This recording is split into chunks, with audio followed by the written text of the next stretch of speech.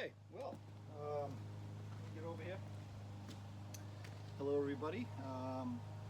It is, I don't know, 4, maybe 5 days since I did a video. Life gets in the way, and had that cystic fibrosis ride that I had talked about. I had to do that this past Saturday and Sunday, and had to do some pre-riding on it, that kind of stuff. I was going to run the GoPro. Actually, I did in some sections, but you know, a typical GoPro. You know, you're going up this gnarly ass hill, and it looks like it's nothing. And everybody, oh, it's, what are you talking about? Big gnarly hill. Well, it takes away all of the spice of whatever you're riding. I think anybody that runs a GoPro knows that. Overall, it was a very, very enjoyable ride. A lot of good people I met, and I'm not much for you know, big groups and that kind of stuff. It's very hard to lead a ride where you've got, you know, 10 or 15 riders, because everybody's different skill level, and it's very difficult to kind of keep everybody happy, and you know, just be able to watch for everybody and not have everybody be bored. Overall, Saturday was, I think I had 8 riders in my group, and which was perfect. We did a 72-mile loop, I believe it was. They called it the 101 Easy. It was kind of like an introductory to adventure bikes.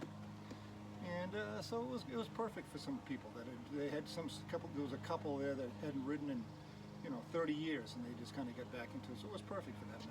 Back roads and you know, dirt roads where camps and stuff were, so nothing hard. So we did that, and we stayed fairly rain-free until about, I don't know, 11 o'clock, and we're actually on our leg heading back to the Belmont Casino dog track, and the skies opened up, and it was a deluge, and it didn't stop raining like that for 3 or 4 hours. We get back, you know, hung out at the dog track and did some easy ups, and just shot the ship for quite a while, and that was the end of that day. And then Sunday was just a perfect day. You couldn't ask for a better day.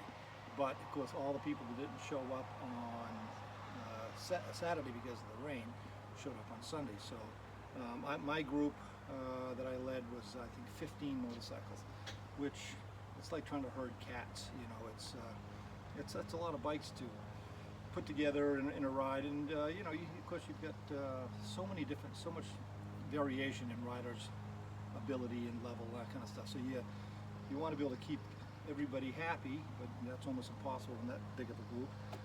You know, the more advanced riders are not being challenged, and you got to watch where you bring everybody, because the novice riders are really having a hard time if you bring them up a, you know, muddy, you know, dirt track somewhere, you know, for class 5 road.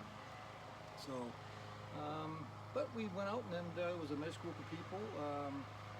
I had pre-rode the, they call it the novice west. That's what, I'm sorry, I had to think about it. I think I rode it 3 days prior, and all the off-road sections, or the true off-road sections, class 5 roads and stuff, were a cakewalk. I mean, I'm thinking, oh, everybody can do this for the most part.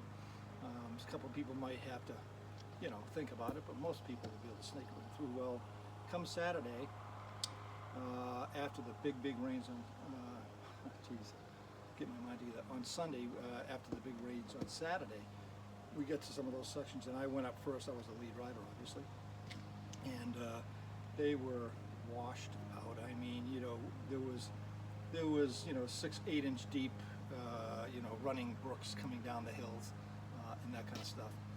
So it was, I get up and there was like, well, I can't bring people up here. And of course, in typical big group fashion, we're not running communicators. It's just too many to tie in. they follow me up, and of course, you know, it's a cluster trying to get that many bikes turned around on a, you know, basically a small double track, and people had fallen down, and it was so. We had decided at that point that we would do no more of the harder off-road sections and just stick to the dirt roads and the back roads and stuff. And it was, you know, 176 miles loop, so it was extensive. But that kept everybody happy. Everybody had a good time. We lost a couple people just from, you know, the distance of the ride. It was just too much for them, so they would head home early. We had one gentleman, when he fell down, he sprained his ankle, so that was bothering him. But other than that, so I think we were down to, I don't know, 11, 12 riders in the end.